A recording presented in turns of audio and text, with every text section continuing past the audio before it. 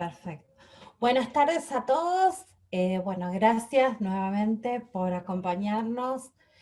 Eh, Hoy vamos a tocar un tema muy delicado con el fin de intentar capacitar a los abogados en materia penal con respecto a dos temas específicos. Uno es la jurisprudencia en relación al fallo Fornerón, que todos los abogados deberíamos conocer, la otra es la materia penal que nos queda pendiente a nosotros, a los abogados del niño, en los que hoy nos van a dar una orientación la doctora Analía Verónica Posquenón, que ella es especialista en Derecho, es abogada de la UBA y magíster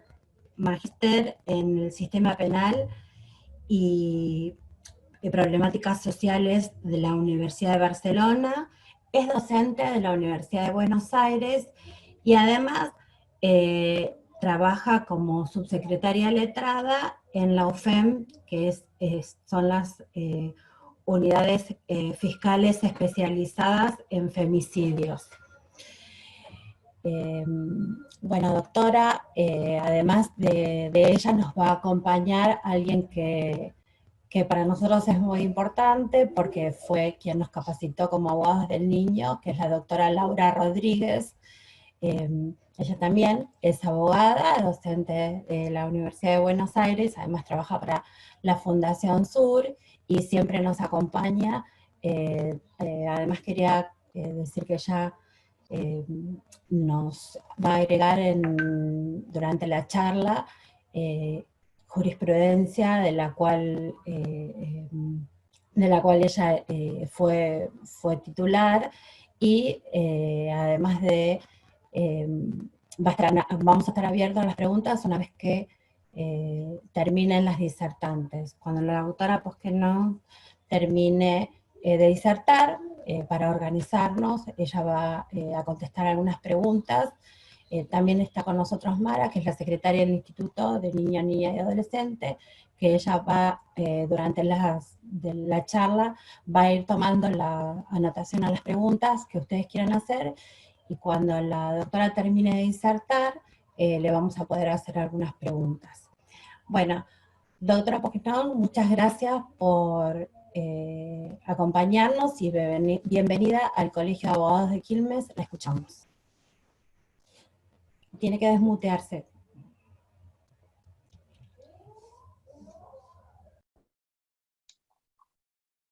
Ahí está, ahí se me escucha. Bueno, buenas tardes a todos y todas. Muchas gracias por la invitación. Antes que nada, una aclaración. La unidad fiscal que trabajo es especialista en violencia de género. No solo abordamos cuestiones de femicidio, es dependiente de la Procuración General de la Nación, sino todo tipo de violencia que sea competencia de nuestra unidad fiscal. Bueno, quería comenzar en esta primera parte de la exposición. Ahora voy a compartir un Power, les pido un poco de paciencia porque estas cosas tecnológicas de compartir pantallas y Zoom a veces se traban, pero quería más o menos para que ustedes se organicen de cómo va a ser la exposición de hoy. Mi idea es presentarles básicamente cuestiones conceptuales y normativas vinculadas a lo que sería el delito de trata con perspectiva de género, que es un poco de lo que hemos hablado con Laura, que era la idea de mi participación en esta charla, para que ustedes, sin perjuicio de que tengan alguna duda, alguna consulta que después me puedan hacer, o alguna normativa que quieran profundizar, tengan un pantallazo de qué estamos hablando, no solamente en relación al delito, y en relación al delito y a lo que implica cuando las víctimas son niños, niñas y adolescentes, sino también de qué estamos hablando cuando hablamos de tener una perspectiva de género en la investigación de este o cualquier otro delito, Ustedes saben que, ahora lo vamos a ver, la perspectiva de género es una categoría de análisis que tiene que ser aplicada en cualquier tipo de investigación, no solo en cualquier tipo de investigación, por supuesto, que tengan por víctimas mujeres, niños, niñas, adolescentes, y también población LGTBI. Y esto es importante porque a veces hablamos de que tenemos que tener perspectiva de género, tenemos que tener enfoque de género, pero muy bien no sabemos de qué estamos hablando, ¿no? Es como una suerte de categoría vacía. Entonces mi idea, más allá, insisto, de profundizar en cuestiones particulares del delito y del marco normativo que lo contempla, es iniciar con algunas cuestiones vinculadas a qué entendemos por género, enfoque de género, estereotipos de género, para después sumergirnos especialmente en la problemática delictiva del día de hoy. Bueno, voy a compartir pantalla, voy a dejar de hablar sobre esto. Acá estamos. ¿Se ve bien? Sí, doctora. Bueno. Bueno, en este sentido, entonces, a mí me interesaba empezar a mencionar qué es el género. El género, si ustedes ya lo saben, y si no lo saben es bueno recordarlo, es una construcción social, cultural, política, histórica, que representa una diferencia sexual, que está como identificada o indicada que pertenece a uno u otro sexo. Claramente, cuando hablamos de género, no hablamos de cuestiones biológicas, no hablamos de hombre y mujer desde la biología, sino desde esta representación, esta construcción social. Se identifica también con el conjunto de atributos, características, valores, conductas que socialmente se esperan de las personas, de acuerdo a si son mujeres o varones. Estas conductas y características se imponen y se reproducen a través de todos los procesos de socialización en el cual como personas participamos: colegios, familia, clubes, instituciones religiosas, etc. Estas diferencias socioconstruidas son relaciones de poder. Y esto es importante porque es la matriz central cuando nosotros analicemos cuándo hay un componente de violencia de género en una relación o no. Vamos a partir de esta desigual situación de poder que se encuentra estructuralmente en una sociedad cuando nos referimos a un varón y cuando nos referimos a una mujer o a identidades disidentes. En este sentido, y a partir de este concepto matriz de género, se puede analizar qué son los estereotipos de género que ha sido desarrollado vastamente en numerosos fallos de la Corte Interamericana.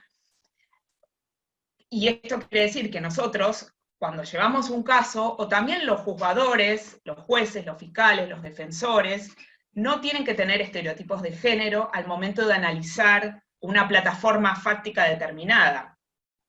Estos estereotipos se refieren al conjunto de creencias existentes sobre aquellas características que la sociedad considera apropiadas o considera validadas, que son para varones o para mujeres. Son simplificaciones que se basan en prejuicios asumidos como ciertos o naturales. Estos ejemplos: los varones son más racionales que las mujeres son más románticas, los varones son más fuertes, las mujeres son más dedicadas o sensibles, al hombre le gusta salir a trabajar, a la mujer le gusta quedarse en la casa. Digo, son todos prejuicios en los cuales estamos todos y todas socializados y que hay que tratar fuertemente de deconstruir, sobre todo en analizar un caso penal, civil, bueno, un caso que involucra el derecho.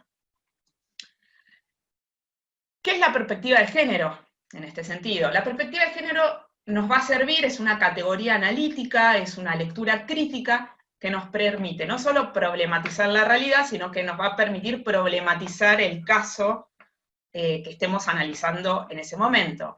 Implica un poco, trayendo lo que veníamos diciendo, desnaturalizar esa desigualdad entre varones, mujeres y otras identidades de género, entendiendo que estas relaciones de género, estas relaciones que se dan en una sociedad, son construidas y por tanto pueden ser transformadas y retransformadas.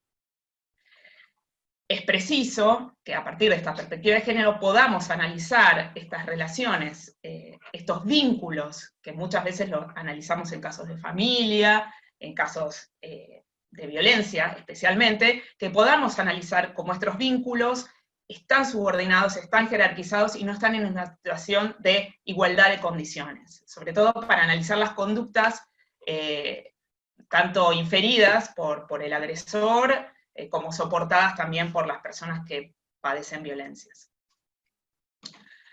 Bueno, ¿qué es la violencia de género?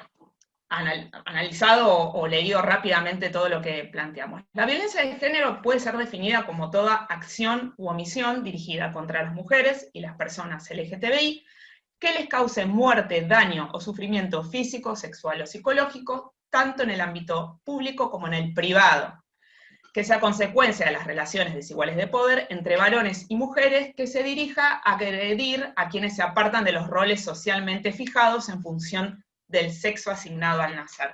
Esto es importante porque cuando nosotros, como abogados y abogadas, estamos frente a un caso y puede analizarse o puede leerse que hay algún tipo de violencia de género, nosotros vamos a tener que comprobar este componente. Vamos a tener que comprobar que en el caso concreto hubo una situación de violencia de género que conllevó a determinada conducta por parte del agresor. Y esto en el ámbito penal es importante porque la conducta va a estar agravada si se comprueba esta cuestión, que no es una motivación, es una cuestión directamente del tipo penal, ahora vamos a ver rápidamente, es una cuestión agravada los casos que involucran una violencia de género.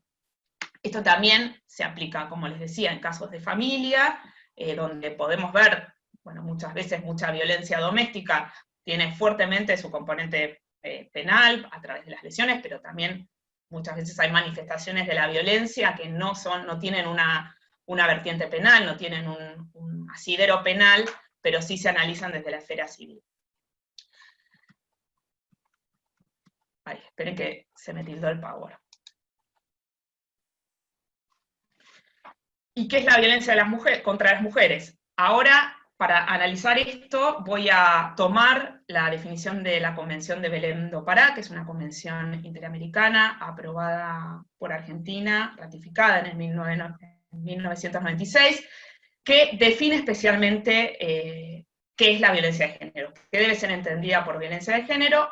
Un poco se reproduce lo que veníamos analizando de la violencia de género, perdón, esto habla de las violencias contra las mujeres, que es cualquier acción o conducta basada en el género que cause daño, muerte, sufrimiento físico, sexual, psicológico, tanto en el ámbito público como en el privado, y la violencia incluye todas las manifestaciones que se ejecuten dentro de la familia o unidad doméstica y en la comunidad y por el Estado. O sea, es importante porque una de las conquistas de los años 70 por parte del feminismo fue romper con esta lógica, ustedes la habrán escuchado, de público y privado, y fue exigir que todos los conflictos que ocurrían en los ámbitos domésticos o los ámbitos privados, que en general quedaba por fuera de la intervención del Estado, sean vistos por el Estado como violencias públicas.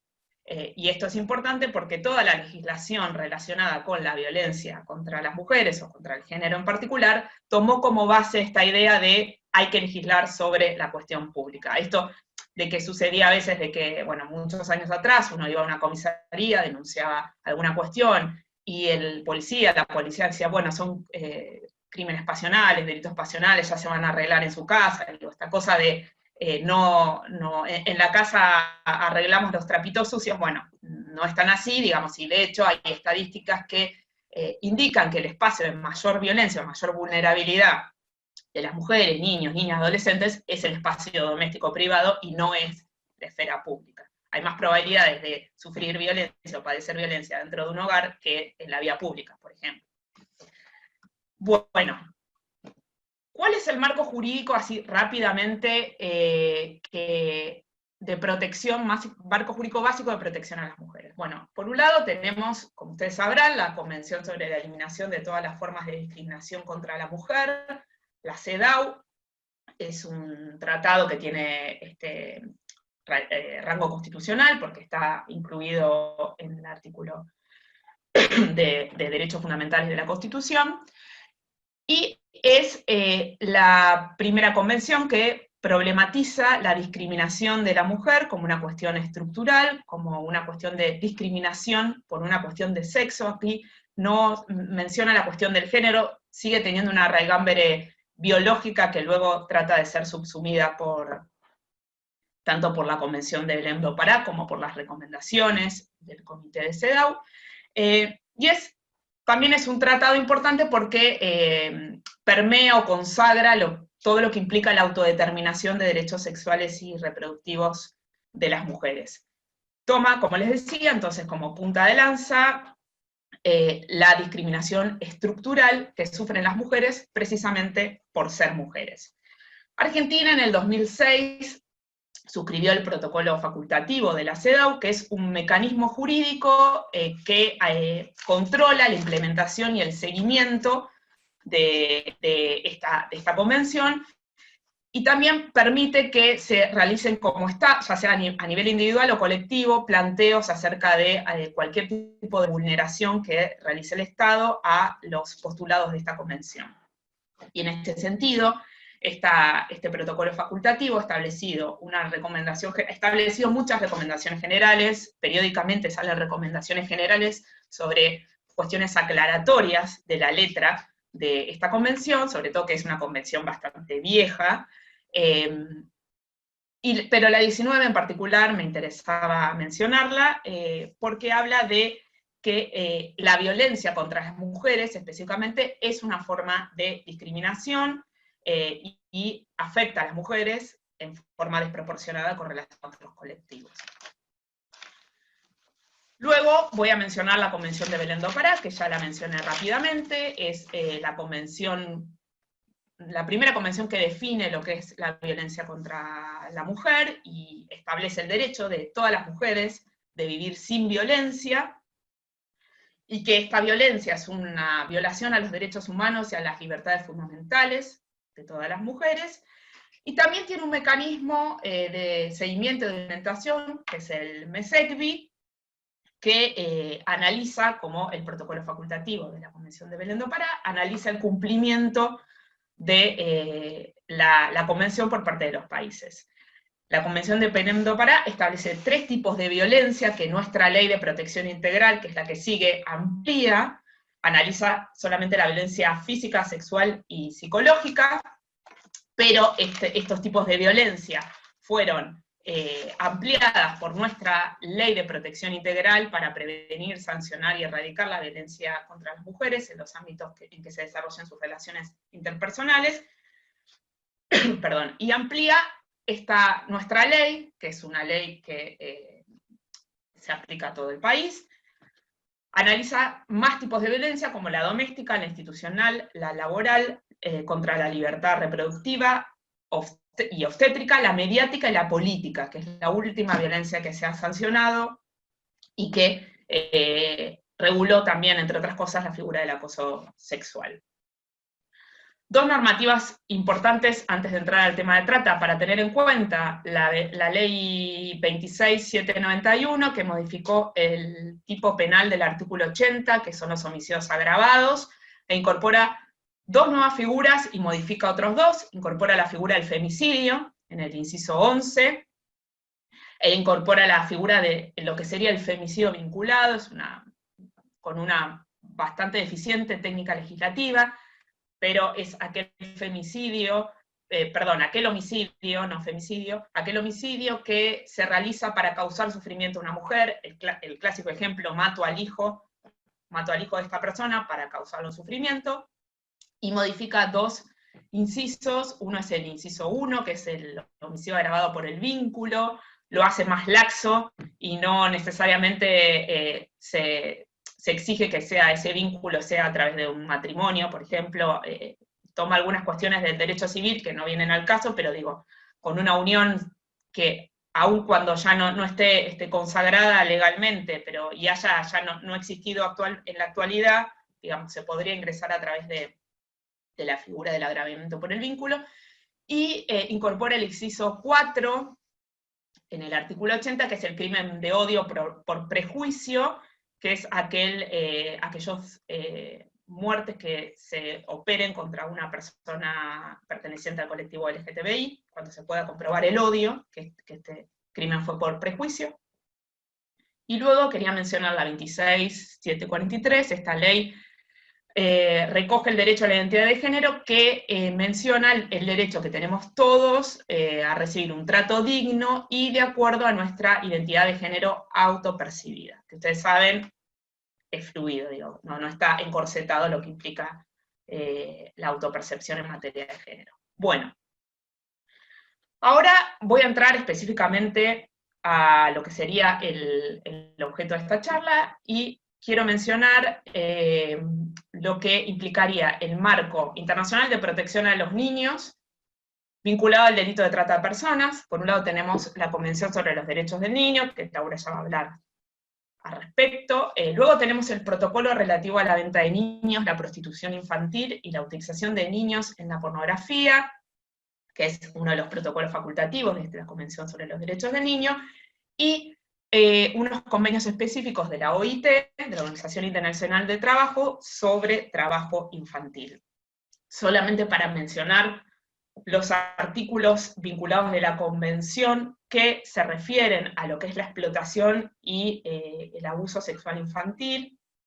Ustedes saben que hay algunas convenciones que hablan de prostitución infantil, pero este concepto está cuestionado, porque sin entrar en esa discusión, digamos, se entiende que la prostitución en mayores de 18 años puede ser una actividad realizada libremente, o sea, puede existir un ejercicio voluntario de esa actividad, un ejercicio voluntario de la prostitución, y como en los casos de menores de 18 años esta posibilidad es imposible, valga la redundancia, no sería correcto utilizar el concepto de prostitución infantil, sino que siempre nos vamos a estar refiriendo a una situación de explotación sexual infantil, donde ahí hay un lucro, una explotación, una objetivización de ese niño, niña, adolescente en una actividad completamente ilegal. Bueno, les decía, el artículo 34 de la Convención sobre los Derechos del Niño establece que los Estados partes se comprometen a proteger al niño contra toda forma de explotación y abuso sexual, y con ese fin los Estados partes tomarán todas las medidas para, que sean necesarias para impedir la incitación o coacción para que un niño o niña se dedique a cualquier actividad sexual ilegal, la explotación de un niño, la prostitución, y la explotación del niño en espectáculos o materiales pornográficos.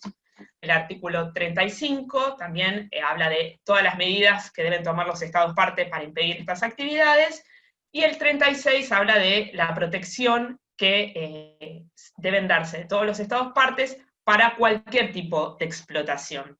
Esto es importante porque la trata no solamente tiene un fin, ahora lo vamos a ver, de explotación sexual, si bien es como el más vistoso, o el más investigado, o el más visible, sino que también tiene otras actividades que encierran o involucran este concepto de explotación, que no necesariamente, insisto, debe ser o sexual o laboral.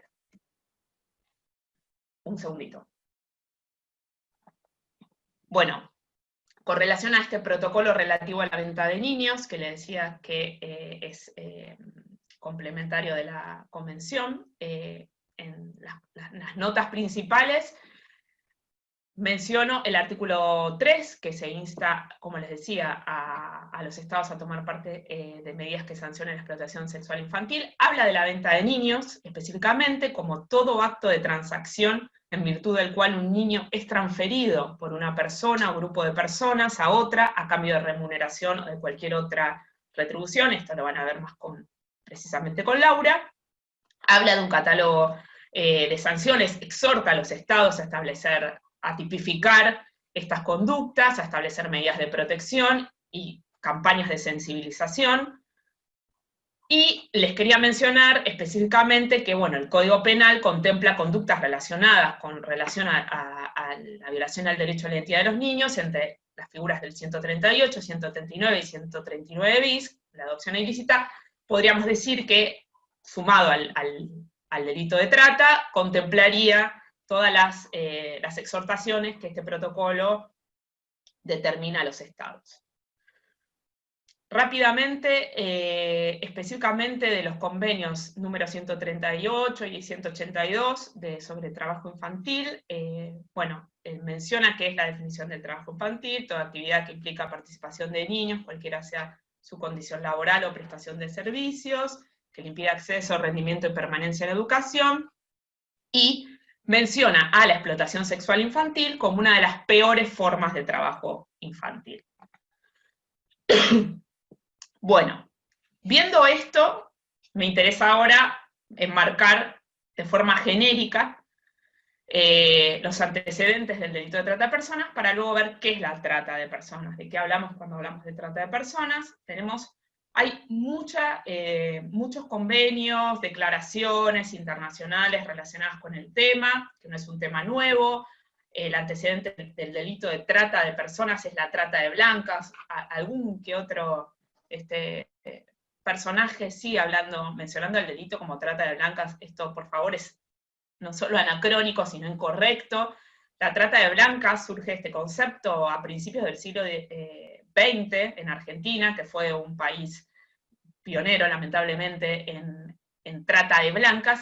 Se utilizaba para diferenciar de trata de esclavos, de trata de personas afroamericanas, afrodescendientes, y además se relacionaba con el tráfico de personas de países del este, ¿no? De mujeres de países del este, que eran blancas, que eran rubias, y por eso se utilizó este concepto. No se usa más, por favor que nadie lo siga diciendo, se habla de trata de personas, y así lo establece la convención, el protocolo de Palermo, ¿no? La Convención de las Naciones Unidas contra la Delincuencia Organizada Transnacional, que, entre otros delitos, habla específicamente de la trata. Como antecedente más antiguo, pero que me interesaba destacar, es la Convención para la Represión de la Trata y de la Explotación de la Prostitución Ajena. Habla específicamente de la prostitución, no para penalizarla, sino para sancionar al rufián, el famoso rufián, aquel que se beneficia de la explotación sexual ajena. Y bueno, y el protocolo, que es lo que estuvimos viendo ahora, que es un protocolo que se desprende de este protocolo para prevenir, suprimir y castigar a la trata de personas. Bueno, esto lo voy a pasar rápido. ¿Qué se entiende por trata de personas? Esta figura está regulada en el 145 bis del Código Penal.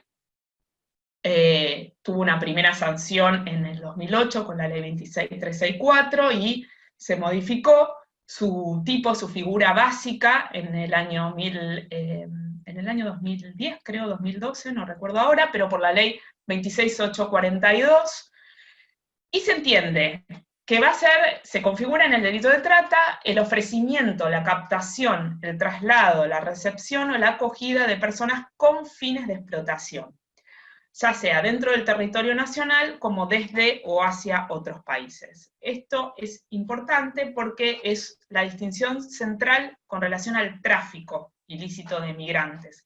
El tráfico ilícito de migrantes es un transporte de una persona de un país a otro, independientemente de si tiene consentimiento o no. No es relevante el consentimiento en el tráfico, por medios ilegales, pero siempre se requiere el traslado de un país a otro. La trata puede ser de un país a otro, pero puede ser trata interna también, no requiere la cuestión transfronteriza para la configuración de este delito. Y otra cosa que se modificó de la norma inicial es que la trata inicialmente, el delito de trata, se había tomado como fórmula la propuesta del Protocolo de Palermo, de esta convención internacional, donde se establecían más o menos las mismas conductas típicas, no había ofrecimiento, había sí captación, traslado, recepción o acogida de una persona a otra, siempre y cuando tenga un consentimiento viciado, o sea, siempre y cuando ese traslado, esa recepción, esa acogida, ya sea mediante fraude, engaño, bueno, no recuerdo más, y había una fórmula vaga al final de aprovechándose de las situaciones de vulnerabilidad de esa víctima.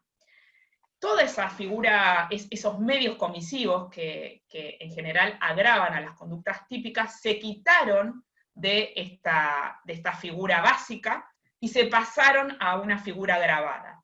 Es decir, que si yo ofrezco una persona, por supuesto hay que analizar el caso, ¿no? Esto no es una cuestión abstracta, sino que hay que analizar caso a caso. Pero sí es una figura, para no sé cuántos saben de derecho penal, es una figura de peligro, exige un resultado, porque no exige que se haya producido, se haya consumado esa explotación. Siempre y cuando haya un fin de explotación, que ahora vamos a ver cuáles son los fines de explotación, la figura de trata estaría consumada. Esto trae grandes problemas para la investigación, porque hay otras figuras dentro del Código Penal que hablan específicamente de la explotación consumada, en el caso de lo que sería el comercio sexual, y hace que en las investigaciones sea difícil identificar cuándo hay trata de cuándo no lo hay, digamos.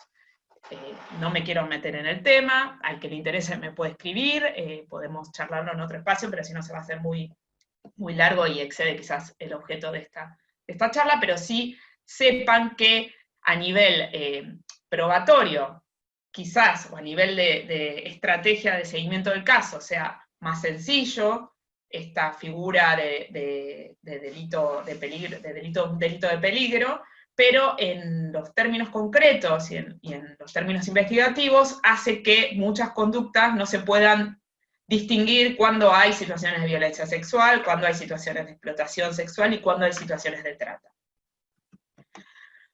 Yo quería rápidamente empezar a decirles qué son cada una de las conductas, o qué se tiene que entender por cada una de estas conductas que encierran al delito. Por ofrecimiento, es una nueva forma de comisión, no estaba en la original sanción del delito de trata. Puede tener especial relevancia en casos de menores de edad, cuya entrega por parte de los padres o tutores no constituye una forma de comisión autónoma. Del mismo modo, en las operaciones de compraventa o de cesión de víctimas, el dador no queda abarcado directamente por las formas de captación, transporte o recepción. Con este sentido, con esta idea, es que se propone incorporar esta nueva acción al delito típico. Captación implica ganar la voluntad, atraer, reclutar a quien va a ser víctima de este delito. Se realiza en el lugar de origen de la víctima a través de ofertas laborales, posibilidades de migración, facilidades económicas o diversas promesas.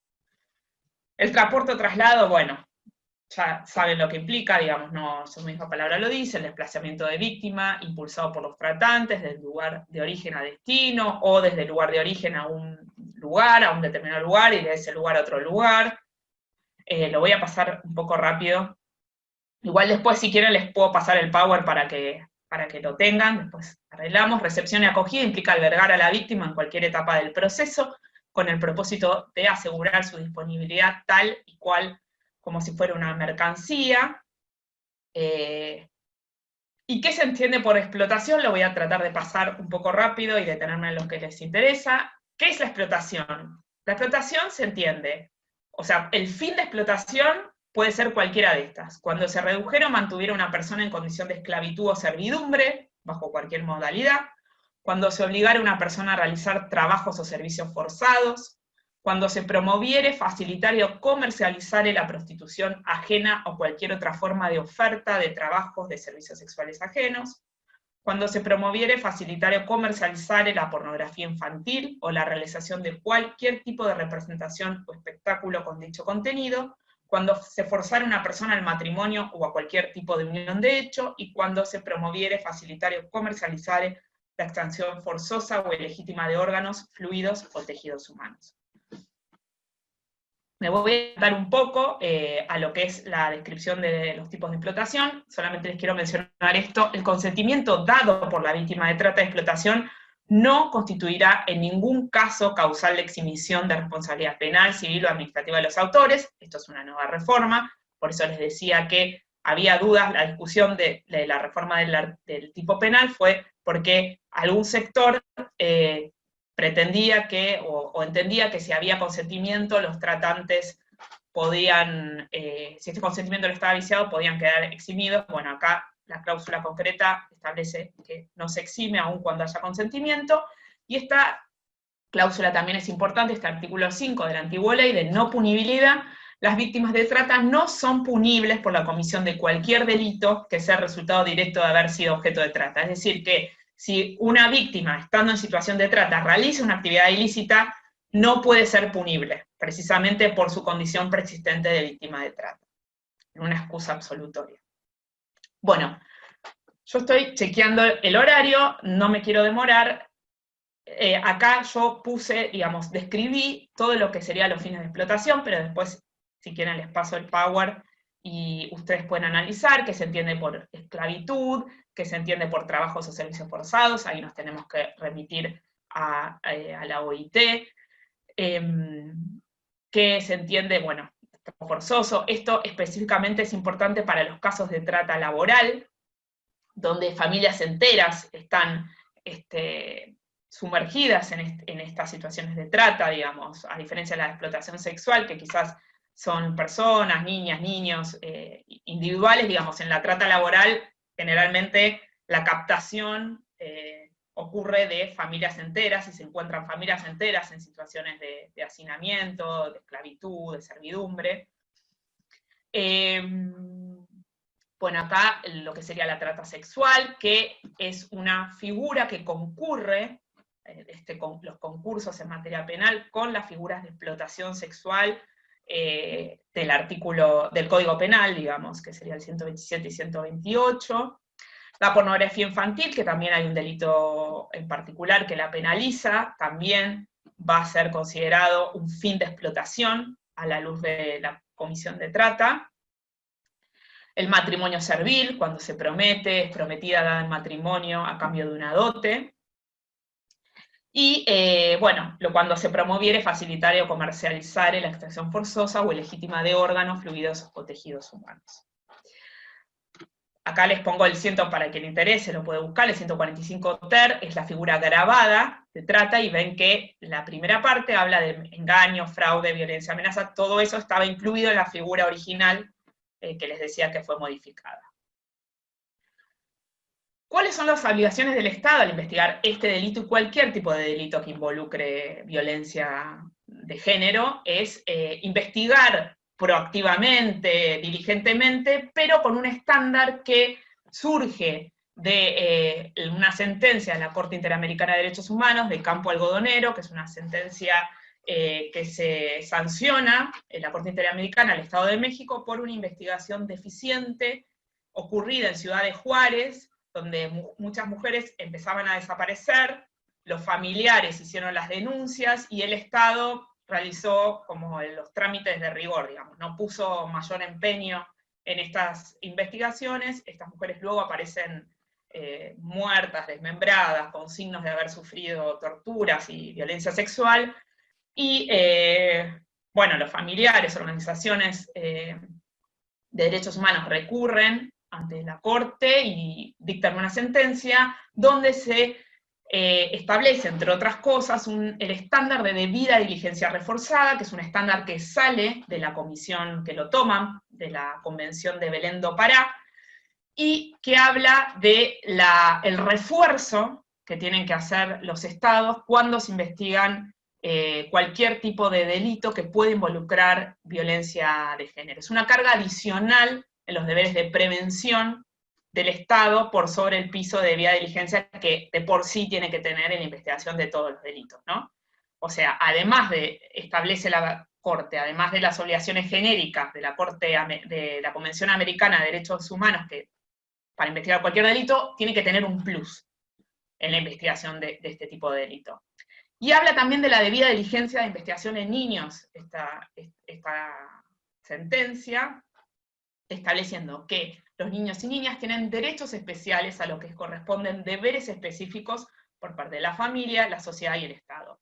Además, su condición exige una protección especial que debe ser entendida como un derecho adicional y complementario a los demás derechos que la Convención reconoce a toda persona. La prevalencia del interés superior del niño debe ser entendida como la necesidad de satisfacción de todos los derechos de la infancia y la adolescencia, que obliga al Estado e irradia efectos en cuanto a la interpretación de todos los demás derechos de la Convención cuando el caso se refiere a menores de edad. Esto es importante porque puntualiza específicamente este plus de debida diligencia reforzada especialmente en investigaciones de niños, niñas y adolescentes. Bueno, como palabras finales, la trata de personas es una violación a los derechos humanos, en tanto anula la dignidad de la persona víctima de la conducta ilícita, está considerada dentro del Código Penal como violatoria al bien jurídico libertad, pero lo cierto es que involucra un montón de derechos, no solo la libertad, este tipo de actividades. Implica una cosificación de las personas que son sometidas a la víctima, implica una cosificación y un trastocamiento a la libertad, a la vida, a la seguridad, bueno, implica tratos crueles inhumanos, depende también, por supuesto, de qué tipo de... No pensemos que quizás tenemos pensado las primeras investigaciones que surgieron en el delito de trata, se observaba sobre todo la trata sexual, personas que realmente eran sometidas a situaciones de vida torturantes, esclavizadas, bueno, todo lo que nos podemos representar en nuestro imaginario social. Lo cierto es que el delito se ha perfeccionado y también las técnicas de captación y de reclutamiento se han perfeccionado, y quizás ahora directamente con la sujeción de la documentación o un celular y mantener a las víctimas así ya implica también un cercenamiento de su libertad y implica que están en situaciones de trata. Es un problema global que no es neutral en términos de género, y esto es importante también que se sepa. Se calcula que el 80% de las víctimas transnacionales identificadas son mujeres, el 56% de las víctimas de trata lo es con fines laborales o económicos, y el 98% de las víctimas de trata con fines sexuales son mujeres y niñas, con lo cual el componente de género es central, y por eso es que se lo debe tener al momento de iniciar o de avanzar sobre una investigación de trata. Las mujeres están más expuestas que los hombres a ser víctimas de trata para el servicio doméstico, trabajos diversos y para la industria del sexo, o lo que sería la trata sexual. Bueno, creo que he cumplido maravillosamente con el tiempo. Voy a ver si puedo salir de dejar de compartir. Ahí estamos. Bueno, perdón si fue rápida la presentación, la verdad que quería que tengan como un pantallazo. Hay mucha más información vinculada a estadísticas, a jurisprudencia. Bueno, por supuesto que a los que les interese yo voy a facilitar mi correo y me pueden escribir, pero no me quería adelantar algunas cuestiones vinculadas a niñez porque las va a abordar Laura. Específicamente las va... muchísimas gracias, doctora, excelente, clarísima, tiene una voz potente, se entendió. Sobre todo esto de la debida diligencia, ¿no? Que no, cuando son niños, y por ahí yo le adelantaría una pregunta en el caso de cuando el funcionario no investiga, ¿no? O cuando si tendríamos, digamos, alguna, además de, ¿cuál sería la penalidad del funcionario que no investiga? Bueno, el funcionario que investiga, hay una figura, habría que ver específicamente por qué no investiga, cuál es la omisión, cuál es la conducta ilícita. En principio iría el incumplimiento de los deberes de funcionario público. De funcionario público, sí. Que no recuerdo en este momento, soy malísima para las escalas penales, pero bueno, hay que ver también si ese funcionario público es un policía, también es una figura grabada dentro de la trata, siempre, también si hay algún tipo de privación de libertad, también está grabado, digo, las fuerzas de seguridad y los cuerpos policiales tienen todas figuras agravadas cuando son delitos que pueden involucrar su actuación o su omisión, por acción u omisión, ¿no? Esto es importante también. El no hacer también es una penalidad, o es una conducta ilícita. Sí, y el tratamiento con respecto a las responsabilidades, creo que lo va a tratar Laura, ¿no? Las responsabilidades del Estado, eso lo trata la doctora Rodríguez, ¿no es cierto? Bueno. Sí, perdón, una cosita quiero agregar con relación a, Gilda, lo que planteas de las responsabilidades del Estado. Últimamente, digamos, lo que serían las organizaciones internacionales y también hay un movimiento fuerte desprendido específicamente de las obligaciones del protocolo facultativo de la CEDAW, que es el concepto de reparación. Que el concepto de reparación ustedes lo deben tener muy desarrollado en el ámbito civil, pero en el ámbito penal no hay tanta jurisprudencia o tanto desarrollo, sobre todo hay un concepto que se llama reparación transformadora, ¿no? Que implique no solamente resarcir a la víctima en sí, o a los familiares indirectos o directos de esa víctima, sino también generar conciencia en la sociedad y establecer alguna pauta reparatoria que permita generar un cambio estructural con relación a la violencia de género y cualquier tipo de manifestación delictiva. Esto es importante porque es algo novedoso, que Argentina lo está trabajando y está tratando de encontrar, no solamente desde el punto de vista del Estado, sino también desde el punto de vista penal en un proceso, ¿qué se puede establecer como reparación transformadora a la víctima que realmente satisfaga, compense en alguna medida ese daño que ha sufrido, pero también que involucre, que impacte a la sociedad y que logre capilarizar, digamos, estas cuestiones tan importantes que implican la violencia contra las mujeres, contra los niños, niñas y adolescentes, y contra la población LGTBI también. Bueno, muchísimas gracias, doctora. Permiso. Si querías decir algo, Mara. Sí, hay una pregunta de la doctora Dalmazo. La voy a leer y, bueno, ¿podríamos relacionar el delito de grooming como una forma de captación de los niños, niñas y adolescentes víctimas de trata? Y una última pregunta relacionada. ¿La tentativa de tratas también está legislada? Bueno, vamos por lo primero. El grooming es una figura autónoma que está transferida, no se investiga a nivel nacional, se investiga a nivel ciudad. Creo que los códigos locales también lo deben tener. Habría que ver, digamos, cómo se desarrolla esa figura. En general, no he visto casos de grooming identificados como trata, los he visto como casos de grooming, pero podría concurrir, podría identificarse si alguna captación de ese menor haya tenido un fin, porque el grooming, la finalidad del grooming no es la explotación, pero sí en esa conducta inicial de grooming podemos identificar una finalidad de explotación por parte del sujeto activo, perfectamente podría concurrir. Y la tentativa de trata, sí, no está legislada porque las tentativas no están legisladas, pero es un delito que admite tentativa, sí.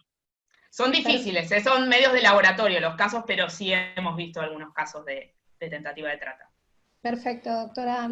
Bueno, le agradezco, excelente disertación, y la comprometemos a dejarnos el PowerPoint porque nos están pidiendo compartirlo. Sí, cualquier cosa se lo paso a Laura y ella se lo facilita. Yo los tengo que dejar, les agradezco mucho la invitación, a disposición para cualquier consulta, voy a dejar mi correo electrónico también, y bueno, muchas gracias por la invitación, que tengan buenas tardes. Gracias, buenas tardes. Hasta luego.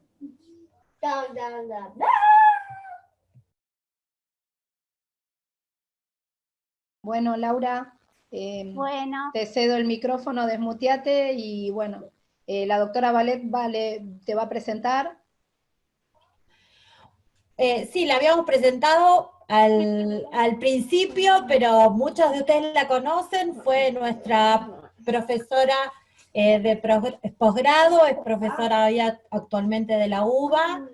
Ella también trabaja en Fundación Sur, es abogada y especializada en infancia, y además tiene muchísima jurisprudencia de la que es autora, que nos va a compartir también. Además, hoy nos va a hablar específicamente de un fallo en el que la Argentina tiene condiciones que no debe volver a repetir, y bueno, nos va a dar las aclaraciones porque justamente ella lo ha comentado, y nos va a compartir esos comentarios para que todos los puedan tener. Muchas gracias, Laura, te escuchamos. Bueno, muchas gracias, Gilda y Mara, por la invitación, y como Gilda dice, sí, a muchos los conozco ya de los cursos y de los seminarios en el colegio.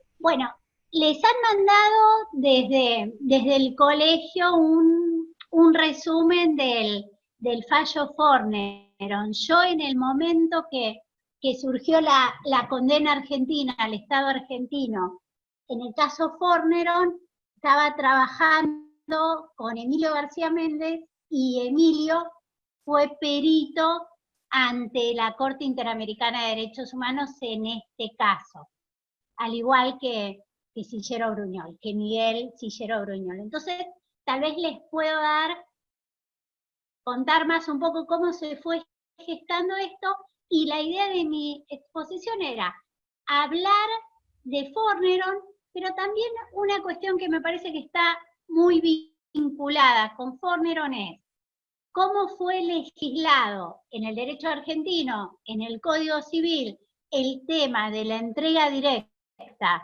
de personas menores de edad con fines de adopción, y cómo está la jurisprudencia en el derecho interno. Pero empecemos primero por Forneron. Milagros, digo el nombre Milagros porque el nombre Milagros salió en todos lados, y esta chica, que ya es mayor de edad, ya se hizo conocida, por lo menos en los ámbitos de quienes litigamos en cuestiones de familia. La mamá de Milagros, a los pocos días de nacimiento de Milagros, ¿sí?, realiza una entrega directa a quien fueron sus expropiadores.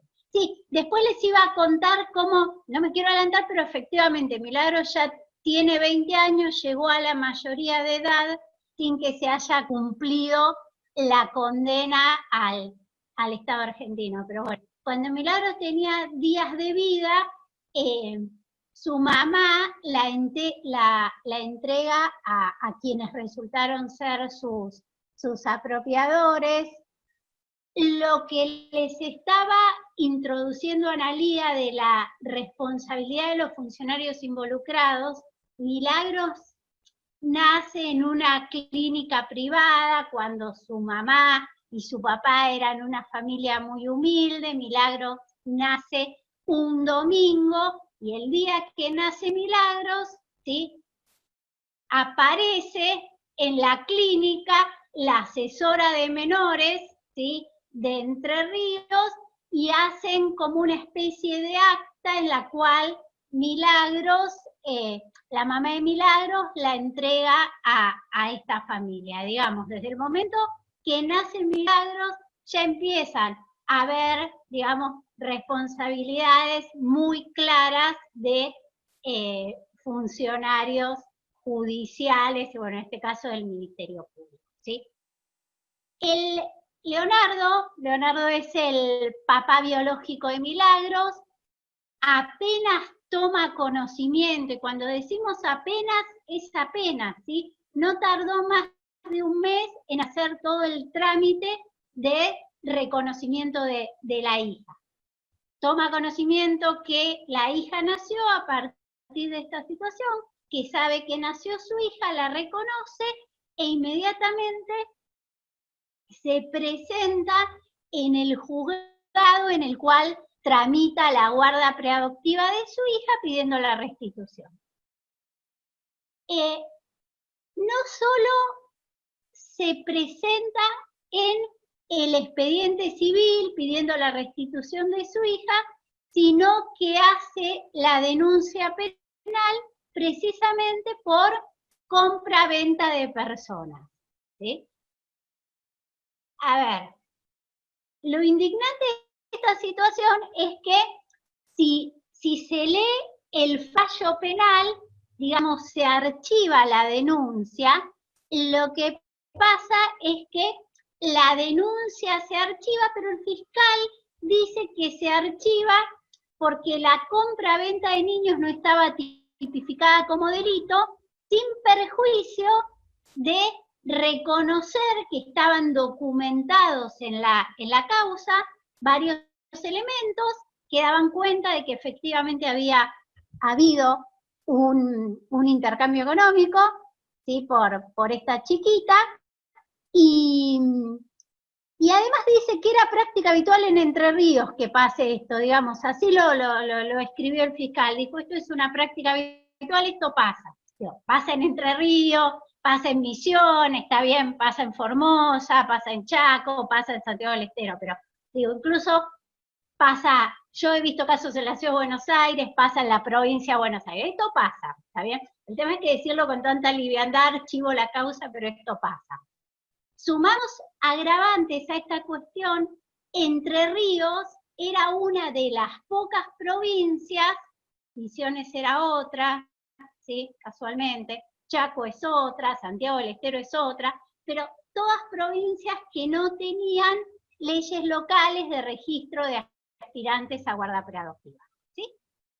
Entonces, en este escenario sucede esta cuestión y Leonardo se presenta en primera instancia reclamando la restitución de su hija. Acá hago un paréntesis, a medida que iba avanzando el proceso, y esto lo sabemos todos los que litigamos, como Leonardo se da cuenta que la restitución no iba a ser inmediata, también a lo largo de todo un proceso fue pidiendo vinculación con su hija. Me adelanto muchos años, ¿sí? Pero el proceso, hasta que llegó a la Comisión Interamericana, pasaron 12 años de litigio, y en estos 12 años de litigio en el derecho argentino, Leonardo vio a su hija 2 veces en un hotel por un periodo de 1 hora de tiempo cada una de esas veces. ¿Sí? Bueno, vamos avanzando bastante, fallo de primera instancia, acá tiene un poco que ver, es aplicable lo que les contaba Ana, el fallo de primera instancia, esta cuestión de estereotipos de género y estereotipos de género vinculados con la familia nuclear, que en general la familia nuclear deseable es una familia patriarcal, de clase media, media acomodada, bueno, básicamente dice que lo mejor, así también, digamos, yo como tuve, como Emilio fue perito en esta causa, a nosotros nos pasaron acceso al, que si ustedes lo leen en el fallo también lo van a encontrar, pero a las resoluciones de primera instancia, a las resoluciones de Cámara, a las resoluciones de Corte, digo, esto lo decían directo, sin ningún tipo de eufemismo, que para Milagros era mejor ser criada por una familia constituida por una mamá y por un papá, y que en todo caso no estaba bueno para Milagros que sea criada por su papá, porque era soltero, y que era mejor para Milagros que sea criada por esta familia adoptiva, que la habían deseado y demás, y no por su papá, y bueno, en una parte decía que Milagros no había sido producto del amor de sus padres, si se mete en la relación que tuvieron los padres, y si eran pareja o no eran pareja en el momento que nació Milagros, y toda esta cosa. Bueno. Se apela a la resolución y llega a la Cámara de Entre Ríos, y aquí, a propósito de lo que estamos vinculado a la responsabilidad de los funcionarios involucrados, en un fallo de 2 contra 1 se revoca la decisión de primera instancia, ¿sí? En la Cámara ordenan la restitución de Milagros a su papá.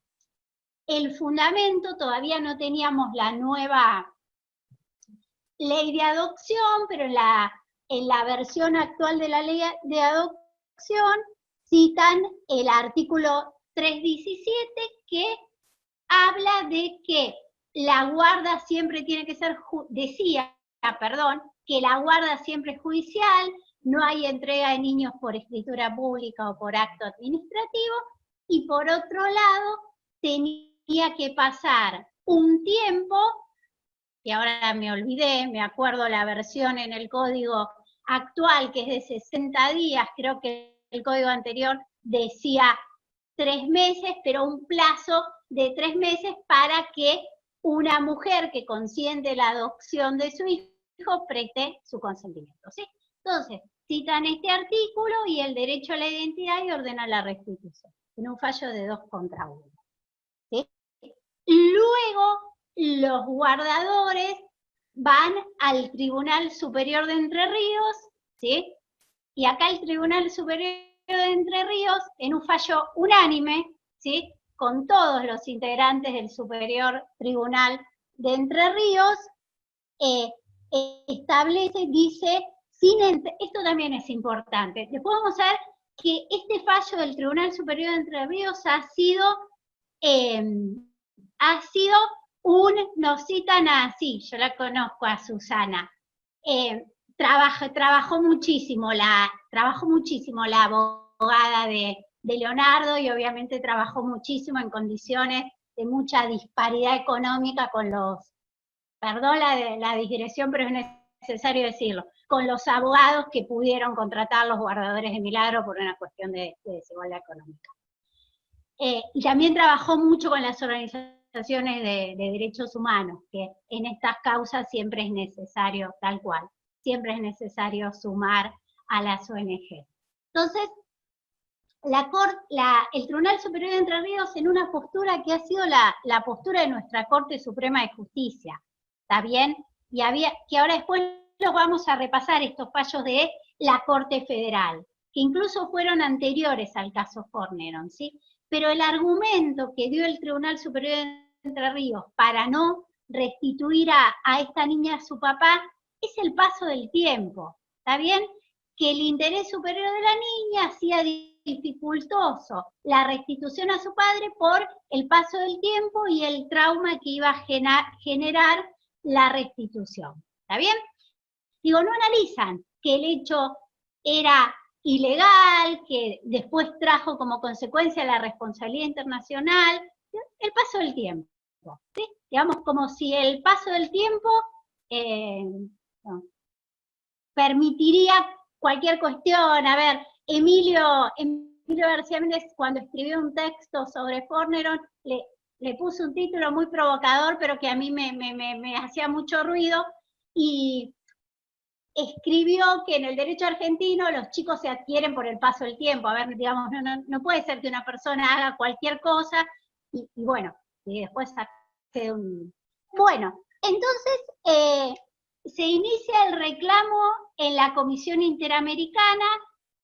Acá también es importante decirlo, ¿sí?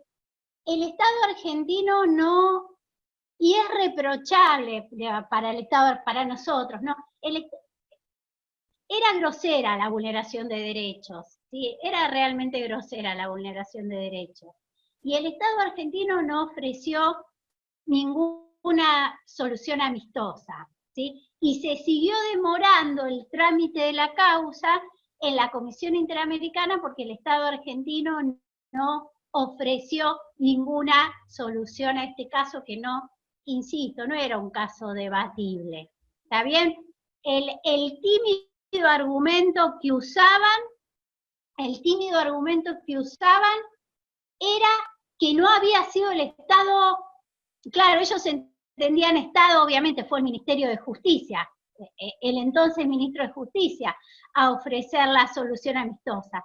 Y decía que ellos no eran responsables porque ellos eran el Ejecutivo y había sido una cuestión del Poder Judicial, ¿sí? Que es relativo que haya sido una cuestión del Poder Judicial por estas cuestiones de las complicidades de los funcionarios y demás, pero básicamente este era el argumento para no llegar a una solución. Bueno, llega a la Corte Interamericana este fallo en la Facu a los chicos de grado, en derechos humanos, además de dárselos como una condena al Estado argentino, obviamente por vulnerar el derecho a la identidad de Milagros, por vulnerar las obligaciones de protección a la familia, por vulnerar las obligaciones de fortalecimiento de la familia, así los compromisos asumidos sobre todo en la Convención de Derechos del Niño, en el artículo 9, no separar a los chicos de su familia de origen, el derecho a la identidad en el artículo 7 y 8 de la misma convención, y el 18 de la Convención de fortalecer a la familia a través de políticas públicas. Pero no solo esto, identidad y vulneración del derecho de protección a la familia, sino como un fallo de vulneración del acceso a la justicia por plazo razonable, ¿sí? Cuando esto llega a la Comisión Interamericana habían pasado 12 años, y esto que ya les comenté, no quiero ser reiterativa, pero Leonardo había estado 12 años para ver a su hija 2 horas, en todo un transcurso de 12 años y sin haber hecho nada mal o nada que a él le fuera a reprochar. Bueno, y llega la condena al Estado argentino, y de nuevo, este es un fallo interesante. Si uno analiza las sanciones que en general se le dan a los estados, por esta cuestión de no invadir las competencias de los estados, en general las sanciones son más vale indemnizatorias, de publicación de sentencias y de recomendaciones, pero en general se tiene cierto cuidado en avanzar en revisiones de sentencias judiciales. Bueno, en este caso era todo tan grosero que hasta se avanzó. Entonces, voy a tratar de no olvidarme ninguna de las sanciones al Estado argentino, pero una fue la que dan siempre, ¿sí? Publicar la sanción en el boletín oficial. Otra fue establecer una indemnización por los daños sufridos tanto por Leonardo como por Milagros. Otra de las sanciones fue la de investigar la responsabilidad internacional de los funcionarios judiciales involucrados. Está en trámite todavía la investigación, digamos, todavía no hubo ninguna sanción y, bueno, los funcionarios involucrados, hasta ahora la única consecuencia que tuvieron es que renunciaron a sus cargos, bueno, obviamente tienen el proceso en trámite, pero bueno, la sanción fue investigar a los funcionarios, las responsabilidades de los funcionarios involucrados.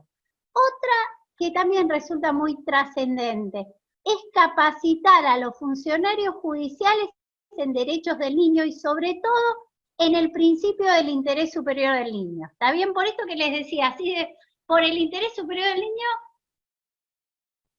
todos los jueces de la Corte, ¿sí?, del Tribunal Superior de Entre Ríos entendieron que el interés superior del niño era que se quede, digamos, con los apropiadores. Entonces, básicamente es capacitar a los funcionarios judiciales en qué cosa es el interés superior del niño. Y esta cuestión en la cual, lo digo positivamente, pero también llamó la atención que se haya arribado a esta sanción. Ordenó a que el Estado argentino, a través de expertos, haga un proceso de revinculación de la niña con su padre, y acá me hicieron un comentario que yo lo leí cuando estaba hablando, esta cuestión. ¿Se la escuchó a Milagros? Se la escuchó a Milagros, pero lo que decía el fallo es que la hay que escuchar, por supuesto, a Milagros. Uno si la escucha a Milagros ahora, Milagros dice que no quiere saber nada con Leonardo. Entonces, lo que decía es que la hay que escuchar a Milagros, pero a través del marco de un consentimiento informado. Un poco la idea del consentimiento informado lo introdujo vinculado a la trata Analía, ¿sí? Una cosa es consentimiento viciado, otra cosa es un consentimiento informado. Entonces, ¿de qué le había que informar Milagros? Le había que contar todo lo que hizo su padre biológico para recuperarla, y también le había que contar todo lo que hizo los que ella considera sus padres adoptivos para apropiarla, ¿sí? Y sobre la base de este conocimiento de estas causas, obviamente a través de un grupo de expertos, porque no debe ser fácil conocer estas circunstancias, a partir de ahí ella tenía que elaborar un consentimiento informado y se tenía que trabajar en una revinculación, ¿sí? En una revinculación, la revinculación la hizo la SENAF, la Secretaría de Niñez, Adolescencia y Familia, a través de quien ahora es la defensora de derechos de niñas y adolescentes. Estuvo a cargo de esta revinculación Marisa Graham. Y la verdad, en esta revinculación no se consiguió nada, y como ustedes bien decían, Milagros llegó a la mayoría de edad y no se logró nada vinculado con esta revinculación. Yo les mandé un texto a través de Mara y de Gilda, le mandé 2 textos sobre la jurisprudencia que yo les voy a citar. Pero hay 2 fallos de corte, uno del 2007 y uno del 2008, que convalidan entregas directas, ¿sí? Este fallo no llegó. Mara me muestra algo y no le... Perdón, te interrumpo 2 segundos para decirte que no logro destrabar para poder compartir el material que vos me mandaste. Le pedí asistencia a Julián y estamos viendo cómo lo solucionamos. Este fallo, el caso de Forneron, no llegó a la Corte Nacional, a la Corte Federal. Pero si hubiese llegado, hubiesen dicho lo mismo que el Tribunal Superior de Entre Ríos. Porque hubo un caso en la Corte que, como está en el texto, ustedes ahí en la cita, del 2007, que es un caso que transcurrió en la provincia de Chaco, ¿sí? En primera instancia y en segunda instancia convalidan una entrega directa de una niña. Gracias, Mara. Igual después con que los tengan o yo paso un mail y me los piden, no tengo problema. Estábamos con el caso de que en primera y en segunda instancia se convalida una entrega directa de una niña a sus guardadores, ¿sí? El Tribunal Superior de Chaco no actuó como el Tribunal Superior de Entre Ríos, sino que ordenó la restitución, ¿sí? Dejó sin efecto esta entrega directa de niños. Y a mí me parece que dijo algo interesante, ¿sí? Dijo que las entregas directas de niños están afuera del debido proceso legal, ¿sí? Porque el debido proceso legal no solo es, también es obviamente consentimiento y presencia de abogados, digamos, sin duda, pero el debido proceso legal para la adopción es mucho más.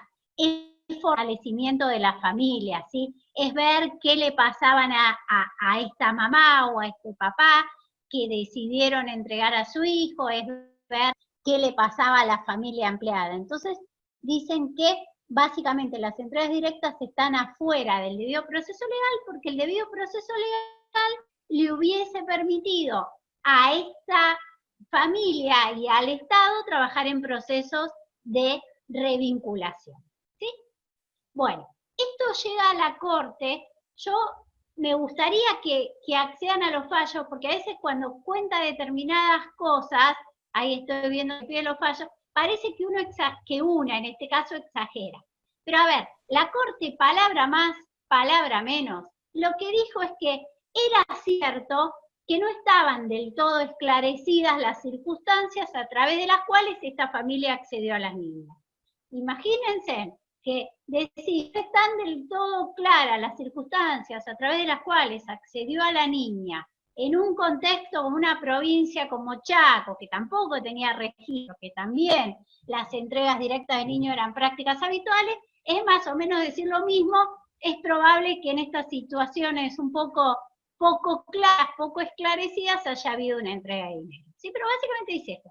Si bien es cierto que no están esclarecidas las circunstancias a través de las cuales se accedió a esta niña. Para colmo, para sumarle a esta cuestión, esto se hace mucho con las entregas directas. Primero se accede a una entrega directa y luego los guardadores se inscriben en el registro. Si cuando ve que la cosa se complica, se inscriben en el registro. Bueno, esta familia, entonces, una vez que accedió a esta niña, se inscribió en el registro, pero con posterioridad, ¿está bien? Y para colmo se inscribió y no lo admitieron en el registro, porque no les salió bien la evaluación psicológica que hacen en el registro. Entonces, no estaban esclarecidas las circunstancias. También es cierto que no los admitieron en el registro. Pero lo cierto es que el paso del tiempo a esta niña, si se ordena la restitución a su mamá, le va a ocasionar un trauma. Entonces, el interés superior de la niña hace que se quede con los guardadores, ¿sí?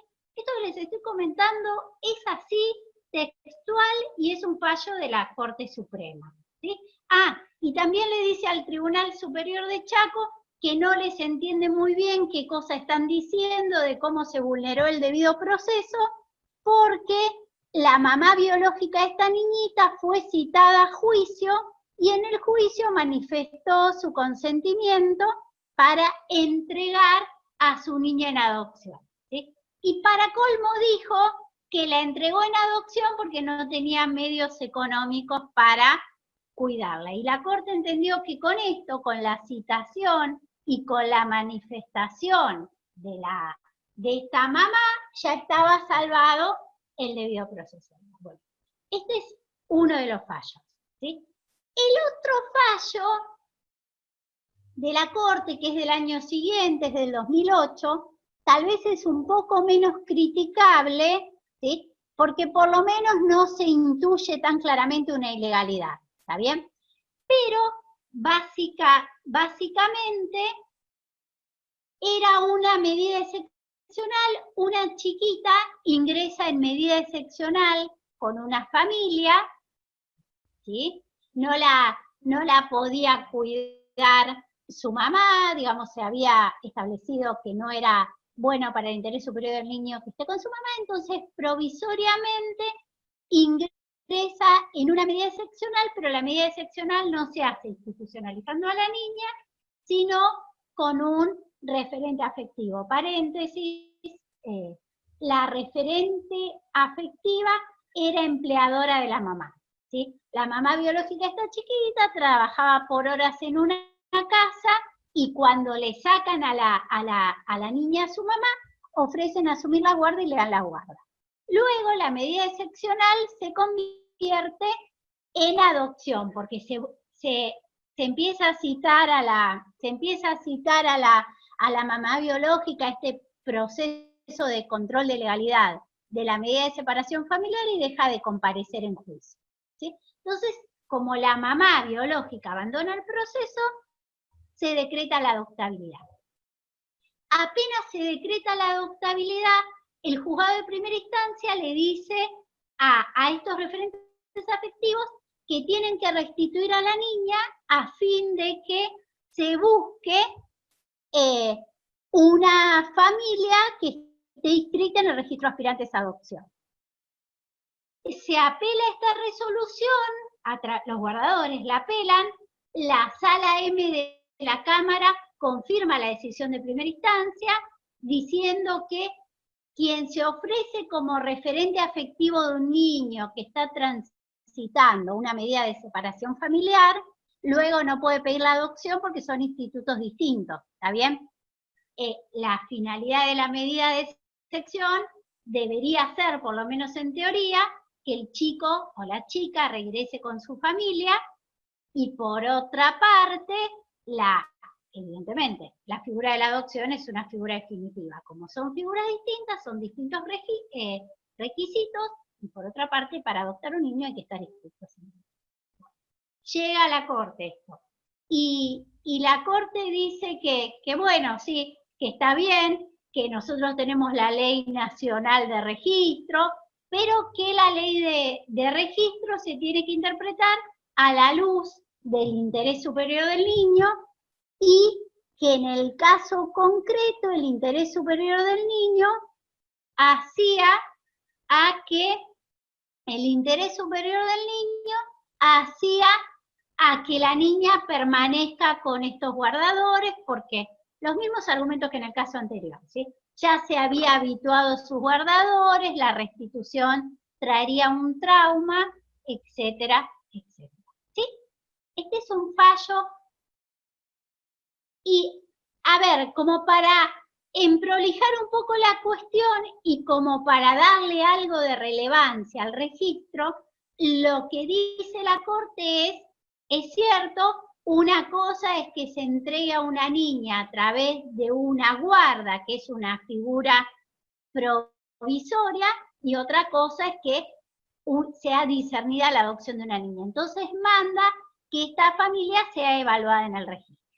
En el caso de que esta familia sea admitida en el registro, se convalidaba esta guarda preadoptiva. ¿Sí?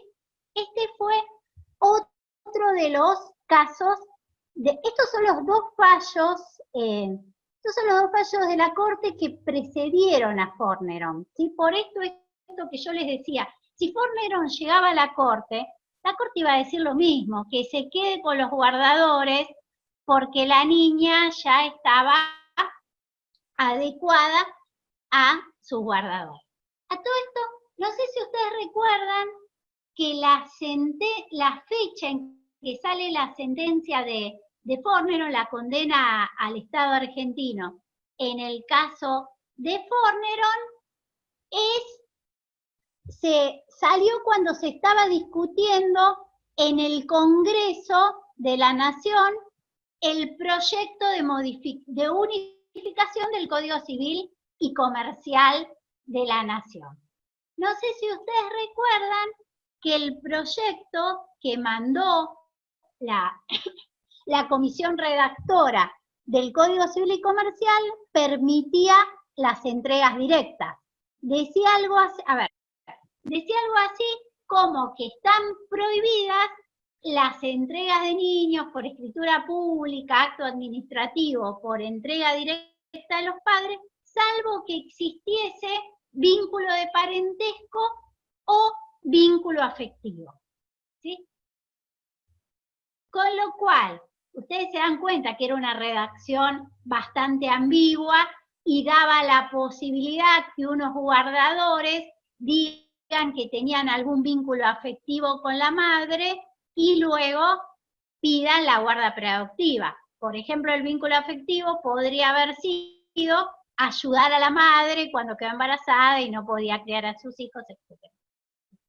Sale la condena al Estado argentino y el Código Civil nuestro, la versión actual, dice que están prohibidas la entrega de niños por escritura pública, por acto administrativo o entregas directas, salvo que exista vínculo de parentesco. O sea, sacaron la parte que daba lugar a ambigüedades y a cosas poco claras de referente afectivo.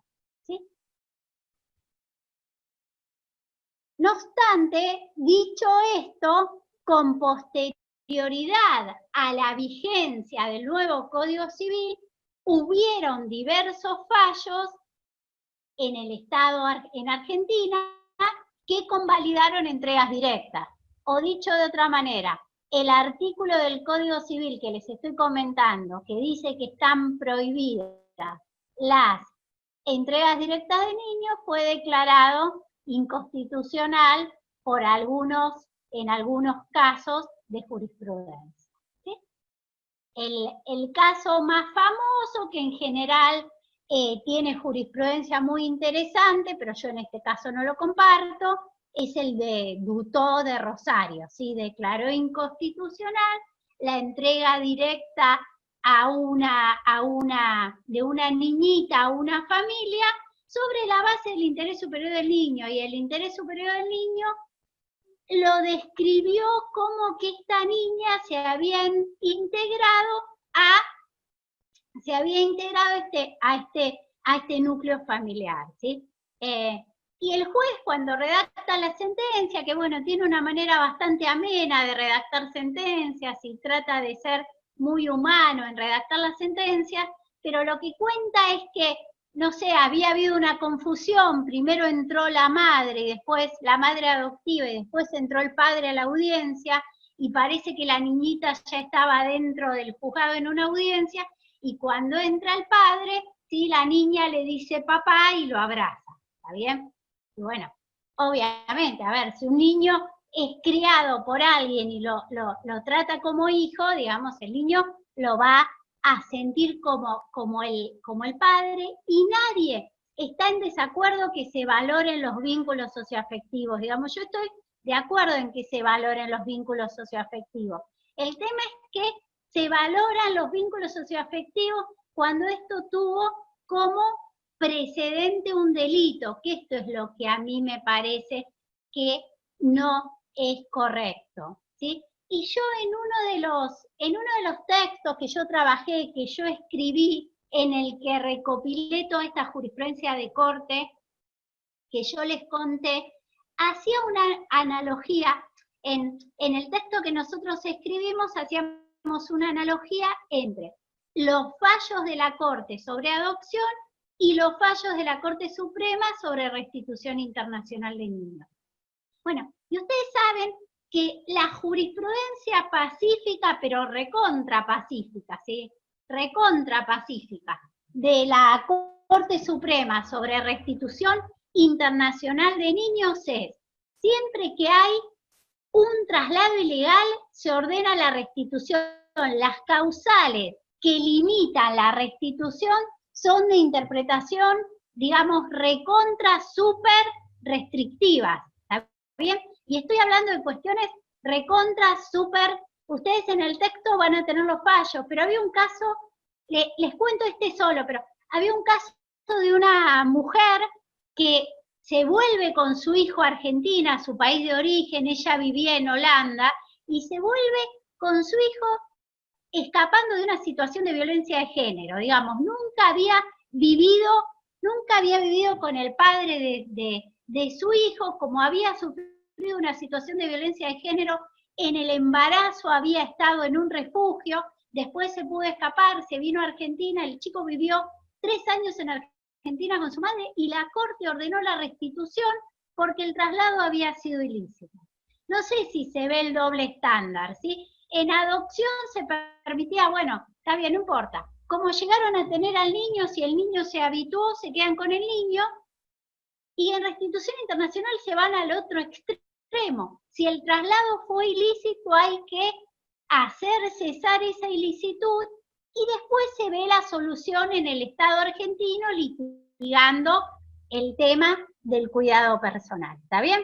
Pero bueno, a ver, con adopción el interés superior del niño habilitaba convalidar las guardas, ¿sí?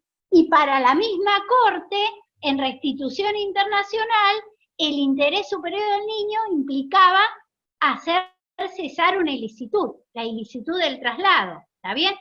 Y además sin merituar cómo es que fue las consecuencias de este traslado, porque en algunos de los casos que yo fui encontrando, habían traslados ilegales, pero digamos estaban como bastante justificados.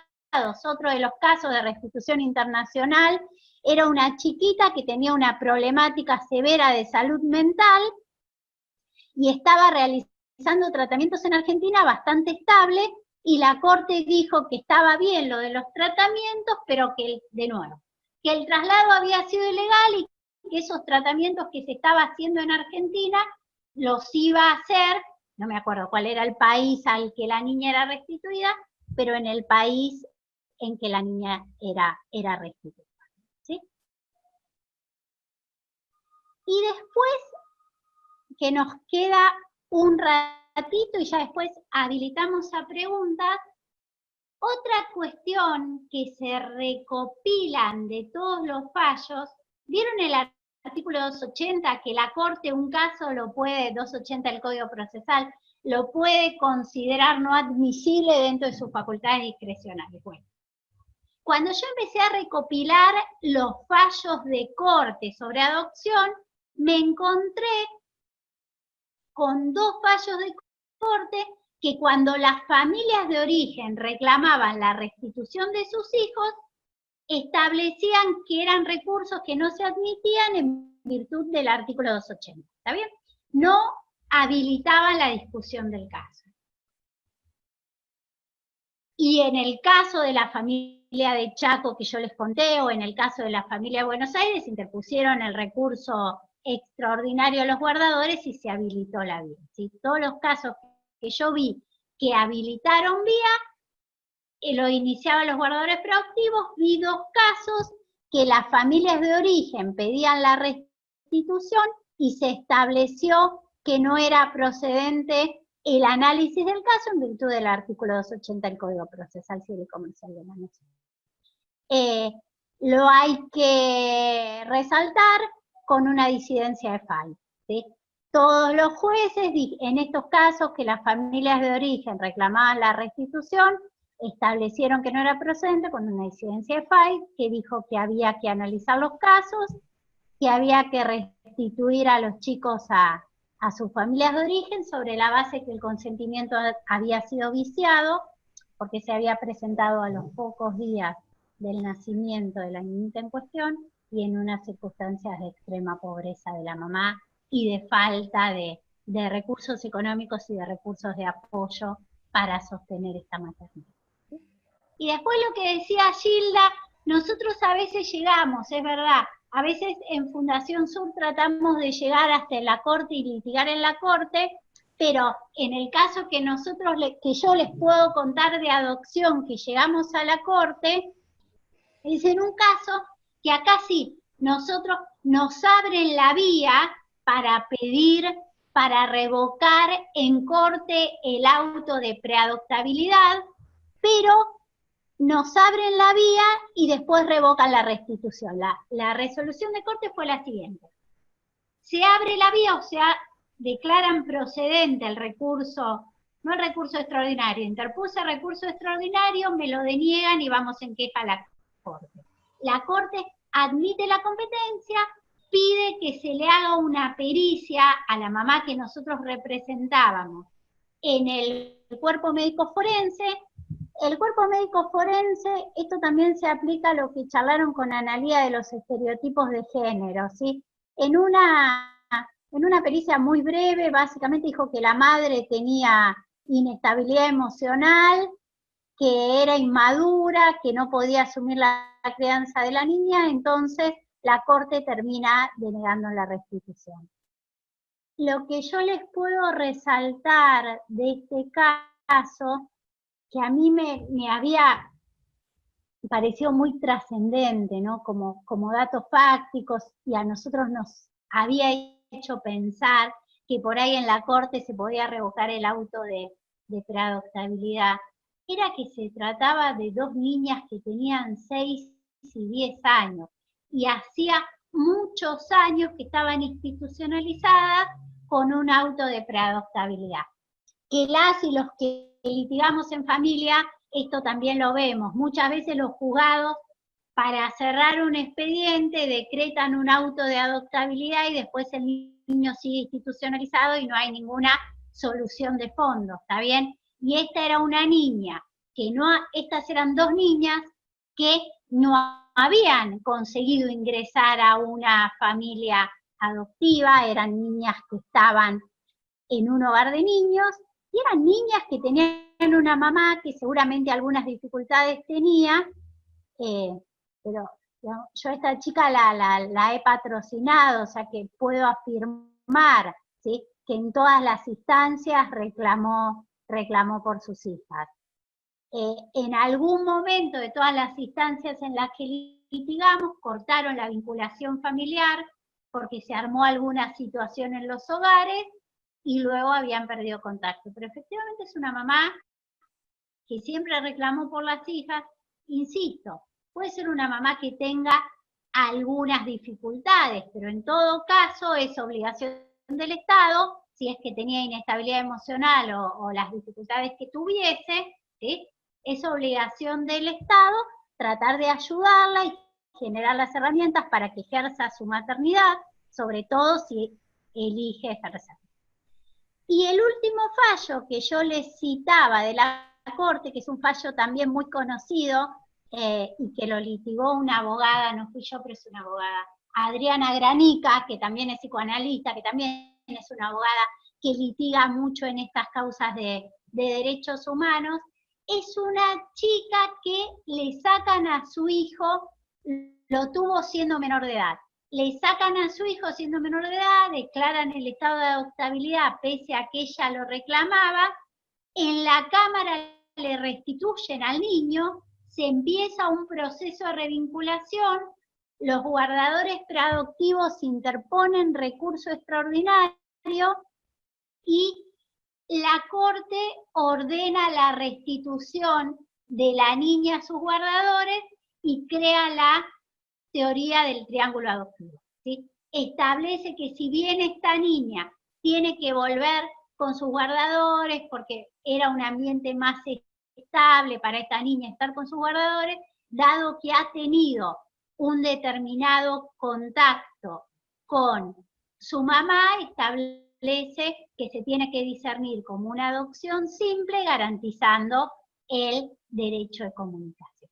Y acá un poco lo que dijo Analía de cómo juegan los estereotipos de género, si ustedes pueden leer el fallo, ¿sí? El fallo de corte toma las apreciaciones de una asociación que estaba, de una asociación de psicología que estaba trabajando en el proceso de revinculación de esta chiquita con su mamá, y dice cuestiones muy, además de que la mamá tenía también esta cuestión de la inestabilidad emocional, vieron estas cuestiones que muchas veces se dicen rápidamente, que una mujer no es apta para el maternaje, pero en realidad nunca nos explican cuáles son las cosas que se necesitan para ser aptas o no aptas para el maternaje. Bueno, a ver, ¿en qué momento somos aptas o dejamos de serlo?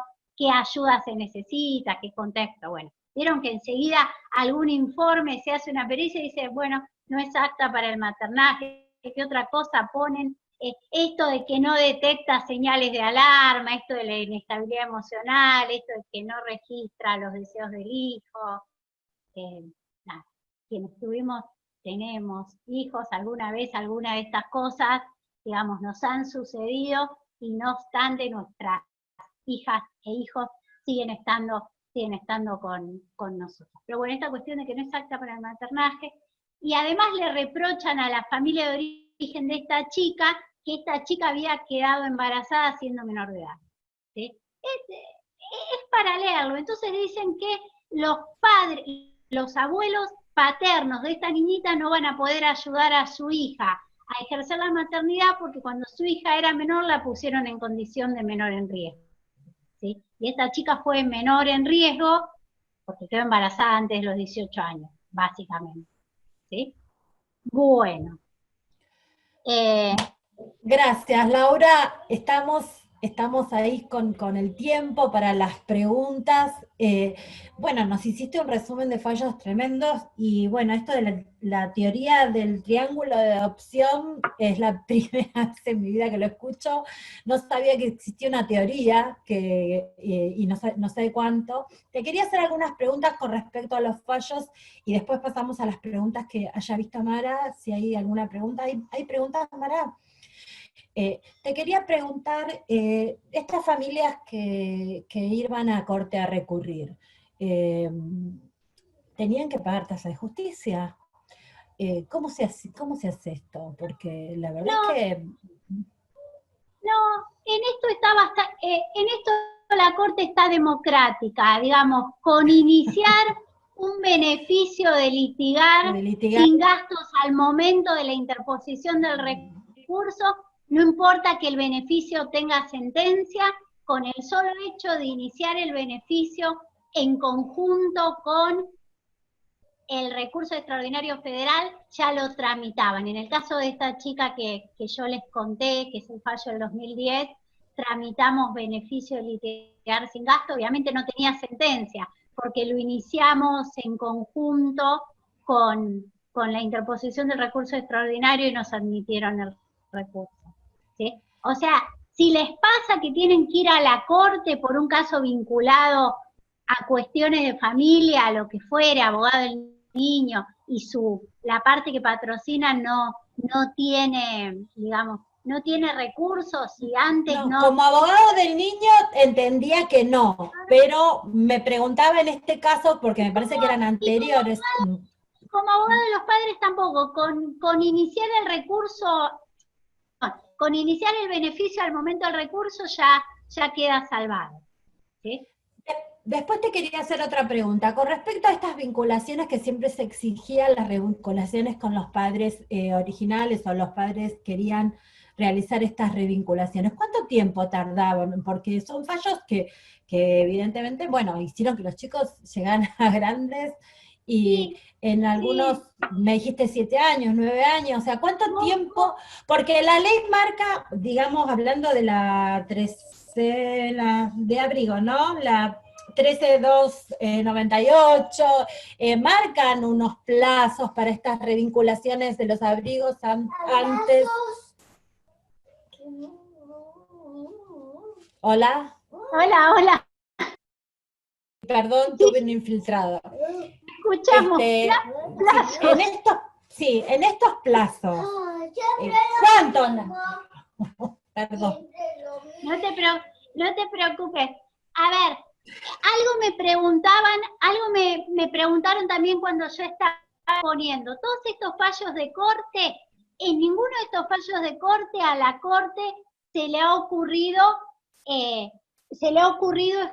para los niños. Y ya no eran bebés. Obviamente cuando llega a la corte, en el caso que yo estuve, que por cuenta de las edades porque yo estuve, ¿sí? Eran niñas de 10 y de 6 años. Si eran niñas de 10 y de 6 años, al momento que interpuse el recurso, y el recurso me lo resolvieron 3 años después. Con lo cual, yo no conozco la edad de los niños de los otros fallos, pero el sentido común da la sensación que son niños grandes. En ningún momento la Corte habló del derecho a ser oídos de estos niños en cuestión, mucho menos la figura del abogado. Abogado del niño, sí. Sí, porque ninguna nos nombraste, sí, en ninguna nombraste, sí. Otra cuestión que me parece que tiene que ser resuelta para evitar esto de un modo más definitivo, cuando se ordena la restitución, porque esto no hubiese sucedido en el caso Fornerón y en muchos otros, ¿sí? En el caso Fornerón se ordena la restitución en la Cámara, ¿sí? Y el recurso se tomaba como una medida cautelar, es decir, con un efecto devolutivo, y se cumplía la orden de restitución, no iba a suceder lo que pasa, que esto llega a la Corte y los niños se terminan integrando a sus grupos familiares adoptivos. Me parece que el efecto de la apelación en situaciones de adopción tiene que ser devolutivo, ¿sí? Si la Cámara o un juzgado de primera instancia ordena la restitución a la familia de origen y luego los guardadores preadoptivos apelan, bueno, pueden apelar, pero el niño permanece con su familia de origen. Obviamente si el recurso es devolutivo, se aplica para los guardadores preadoptivos o para la familia de origen, pero con quien quedó el niño se queda, no es que el niño va cambiando en función de los distintos fallos de las distintas instancias. Así que me parece que esta cuestión, si se lo regula, ¿cómo? A ver, nosotros ¿cómo podemos tratar de armarlo para que el efecto sea devolutivo? Supónganse que, en el caso que vayamos por la familia de origen, pedimos restitución del niño. Eventualmente, si lo pedimos como medida cautelar, vamos a conseguir que el efecto sea devolutivo. ¿Está bien? Lo que pasa es que me parece que ya son cuestiones que tienen que ser resueltas directamente por la normativa, el efecto de una apelación en un proceso de adopción, que como tenemos los códigos procesales, el efecto es suspensivo, ¿sí? Y a mí me parece que debería ser devolutivo, precisamente para evitar esto que dice Gilda, que el paso del tiempo convalida situaciones irregulares. Laura, te tengo que hacer una pregunta que te hizo la doctora Colombo, salvo que Gilda me digas, le habilito el micrófono y la hace la doctora directamente. Mara, hacele la pregunta, porque estamos como corriendo con el tiempo. Te pregunta si el maternaje tiene que ver con la evaluación del desarrollo del vínculo de apego de niñas, niños y adolescentes con su o sus cuidadores. Es una pregunta para vos, Laura. Si el maternaje... Sí. Si el maternaje tendría que ver con la evaluación del desarrollo del vínculo de apego de ese niño, niña y adolescente con sus cuidadores. A mí lo que me parece que el problema de estas evaluaciones de maternaje, estas no son teorías. estas son elaboraciones rápidas en el cual a una mujer se le pone rápido un rótulo que no es apta para el maternaje sin saber demasiado bien qué cosa es el maternaje. Me parece que necesitamos esto, un análisis más profundo de cuáles son las condiciones para el maternaje, cómo se generan colectivamente, desde los apoyos que fueran necesarios, y obviamente tienen que ser todas estas decisiones con perspectiva de género. Pues yo conozco muchas resoluciones judiciales de muchas mujeres que le dicen que no son aptas para el maternaje, no conozco tantas de padres que no son aptos para el paternaje, por ejemplo. No. ¿Sí? No, me parece que ella se refería a otra cosa, la doctora Colombo. Cintia, ¿cómo estamos con el tiempo? ¿Estamos pasados? ¿Tenemos un minuto, 2 minutos más? Porque es para habilitarle el micrófono a la doctora Colombo, porque creo que ella se refería a otra cosa con el vínculo de apego. La verdad es que no quisiera, porque además la doctora Colombo es médica, no es solamente abogada, es las dos cosas. Ya está, Mariel. Ya está, tenés habilitado el micrófono, Mariel. ¿Me escuchan? Hola, te escucho, sí. Bueno, cuando pregunté con respecto al maternaje, tiene relación con el vínculo de apego que se genera en el niño entre sus cuidadores. No necesariamente tiene que ser madre, puede ser padre, puede ser tío, puede ser abuelo.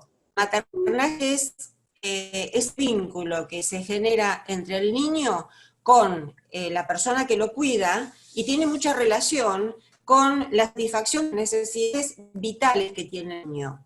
O sea, el maternaje se puede llegar a elaborar a través del tiempo, o en mucho tiempo o en poco tiempo, dependiendo cuál es la respuesta que le va a dar el cuidador a ese niño. Por eso, con respecto a restituciones internacionales, con respecto, hablando, restituciones no solamente internacionales, sino también restituciones locales o interprovinciales que van a acoger a las restituciones internacionales, hay que tener mucho cuidado con todo esto. ¿Por qué? Porque si uno quiebra un vínculo de apego, la consecuencia directa del quiebre del vínculo de apego es justamente el daño psicológico y el daño emocional al niño. Es algo que hay que empezar a tener en consideración cuando nosotros, los abogados del niño, participamos en cualquier tipo de restitución. Mariel, tenemos que valorar... Mariel, quería preguntarte, esa evaluación, ¿quién la hace? ¿Un psiquiatra? La evaluación lo hace el equipo técnico interdisciplinario, pero hay algo que ¿Del juzgado? ¿Del juzgado? Espera, te quiero hablar con respecto a eso porque tengo experiencia al respecto, ¿sí? De haber tenido que, en una causa mía, en donde yo tuve que valorar ad integrum el vínculo de apego de una niña que vivía en otra provincia y que vino a Buenos Aires a quedarse en la casa del padre porque había sufrido abuso sexual en la casa materna, en su centro de vida. Tuvo una evaluación en el juzgado, a través de la psicóloga del juzgado, en donde decía que todo lo que la niña contaba, ilusiones, o sea, desde el punto de vista médico, la diferencia entre ver la realidad y la ilusión se realiza a través de determinadas evaluaciones de tipo científicas que hace el perito psicóloga. Como yo tengo conocimiento en psicología, lo que hice fue un paraperitaje, un metaperitaje, de lo que es el peritaje de la psicóloga. Entonces, lo que determiné a través de las conductas de la niña, viéndola vincular con la madre y con la vincular del padre, y escuchando a la niña, determiné que había habido una alteración en el vínculo con su progenitora. Por supuesto, esto fue evaluado con autorización, ¿no es cierto?, con otra psicóloga también, que pudo de alguna manera confirmar todo lo que nosotros habíamos observado en la niña, y bueno... Pero eso lo hiciste como médica o como abogada. Esta es la parte que no me queda claro, porque la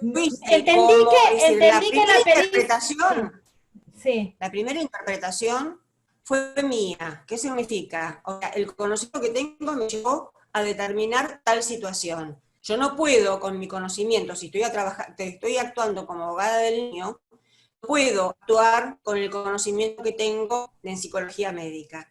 Entonces recurrí al matriculado que corresponde para que de alguna manera se hiciera la evaluación y esa evaluación apareciera, ¿sí?, en el juzgado como corresponde, tratando de contrarrestar, y la evaluación que hizo el peritaje también se hizo a través de otro profesional habilitado con el conocimiento técnico que corresponde, ¿sí? O sea, yo esto lo comento porque... Muchas gracias, Mariel, muchísimas gracias. Era simplemente hacer la observación para que la doctora Rodríguez terminara con el concepto, y no entendía bien, entendí lo que vos dijiste del círculo de apego porque lo habíamos hablado en algún momento, y por ahí la doctora Rodríguez no había comprendido bien la pregunta. Laura, ¿habría alguna observación que hacerle? Porque ya tendríamos que ir cortando, sí. Me acordé cuando hablaba la colega, a ver, esto digo, que tengan perspectiva de género y que no sean prejuiciosas las evaluaciones. Nosotros desde... Fue tu alumna también, Mariel, sí, María Elena Colongo, sí. Yo la conozco, sí, yo la conozco. Nosotros patrocinamos a una niña que había tenido a su niñito a los 16 años, con lo cual, evidentemente, por una cuestión madurativa, digamos, le faltaban un montón de recursos y que se los tenía que proporcionar el Estado a través de acompañamiento familiar para asumir la crianza de este chiquito, ¿sí? Pero una de las cosas que decía el informe psicológico de esta mamá es que tenía un vínculo de afecto muy genuino con su chiquito, y lo que decía es que era una mamá que a veces le costaba ponerse en el lugar de mamá y que estaba más en un lugar de pares con su niñito de 2 años y que no podía establecer límites. Lo cual, sin tener demasiados conocimientos de la psicología, parece una descripción de la realidad. El tema es lo que se hace con esta mamá adolescente que tiene un niño y que todavía no pudo generar todas las herramientas para cuidar, sostener a este chiquito y ponerle límites, ¿sí? Pero la cuestión pasa por si esta mamá desea maternar a este niño o no, y si las condiciones pueden ser generadas o no con acompañamiento, porque hay casos que cuando hay deseo de maternaje hay veces que se puede, y hay otras mamás que desean y por más que deseen no pueden. Pero bueno, partiendo del deseo de querer maternar a un niño, tratar de sostener a estas mujeres para que puedan ejercer el maternaje, porque la verdad, si nos ponemos a pensar en cómo ejercemos las maternidades, nosotras también alguna vez necesitamos sostenes para ejercer la maternidad, ¿sí? Y eso no ha ocasionado que nos saquen a nuestros hijos. Entonces, tiene que ver con esto, con evaluar si una mujer que desea ejercer la maternidad y tiene dificultades, la puede ejercer con los apoyos que fuesen necesarios. ¿Sí? Clarísimo, muchísimas gracias. Bueno. Mara, ¿tenemos alguna otra pregunta? Sí, la doctora Edith Santamaría Puente está pidiendo la palabra, y antes de dársela, para cerrar, voy a decir que los fallos y el material que me dejó la doctora Laura, bueno, lamentablemente la plataforma Zoom no me deja compartirlos, así que arreglé con Andrea y con Romina que los van a pasar por el WhatsApp del colegio, y los que no lo pueden pedir al WhatsApp del colegio los van a ver en la página web del colegio. Ahora voy a escribir la página web del colegio, pero todo el mundo la sabe, la voy a escribir. Y le doy la palabra a Edith, que va a hacer una pregunta cortita. Y ya nos vamos a despedir. Antes que nada, ahora le pasamos, quería agradecerte porque por todas estas interpretaciones, además nos ahorraste lecturas y nos mandaste a leer concretamente no sé cuántos fallos, pero te agradezco que hayas podido estar, y te extrañamos mucho, te queremos como yo también las profesora. extraño. bueno, esto de ser abogado del niño o de trabajar con niñez hace que todo el tiempo te estemos necesitando y molestando, así que te agradezco muchísimo que hayas podido estar con nosotros. Le voy a pasar a la doctora, pasale Marta. ¿Ya estás, Edith? Hola, sí, sí. Hola, Edith, hola. Hola, ¿qué tal? Yo tuve el placer de estar con Laura, la Abogados por los Pibes, en la UBA, de conocerla. No, en realidad más que nada porque coincido con lo que, yo soy abogada del niño, en un caso, en que la mamá es adolescente, ahora tiene 16, yo empecé con ella en 14, y ella con el bebé que había tenido de 1 año. Y hay mucha visión de parte de los juzgados, a ver si realmente la mamá puede o no puede. Sinceramente, yo hasta en audiencia del artículo 12 y delante de la juez le dije a la jovencita que la admiraba por el empeño que ella ponía, porque a veces, y esta era una colisión de derecho, pues si bien yo soy abogada de los dos, Claro. el mismo asesor coincidió que estaba bien que fuera abogada del bebé y de la mamá, y no era bueno que ella dejara de lado sus derechos. Por ejemplo, llegué a pedir hasta una profesora domiciliaria porque ella no quería delegar la función materna en la madre, que la madre era bastante violenta en algún punto, y sinceramente, tal cual como vos decís, a veces lo que necesitan es una herramienta para que no cedan en los derechos, porque deja de ser una jovencita que tiene derechos y que también es patrocinada como niño, supongamos. Perdón, ¿la aceptaron como abogada de 2 sujetas de derechos individuales, Sí, que sea sí. abogada de 2 sujetos, aunque Y yo me atreví... tengan intereses contrapuestos? No tenían interés, no. Fue así. Justamente por eso.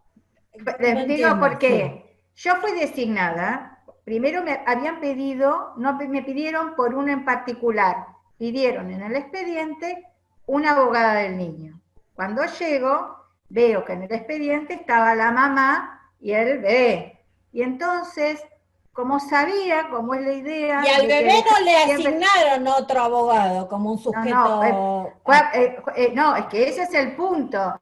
Que yo, para que no dejara la asistencia del bebé y que quede siempre, entonces yo dije, en la medida, y me comprometí como abogada, porque también hay una cuestión obligada de mis deberes, dije que no existieran intereses contrapuestos, y yo eso se lo anticipé, digo, si había intereses contrapuestos ya no podía ser ni de uno ni del otro. Me comprometía, ¿no?, a ser la abogada de los dos.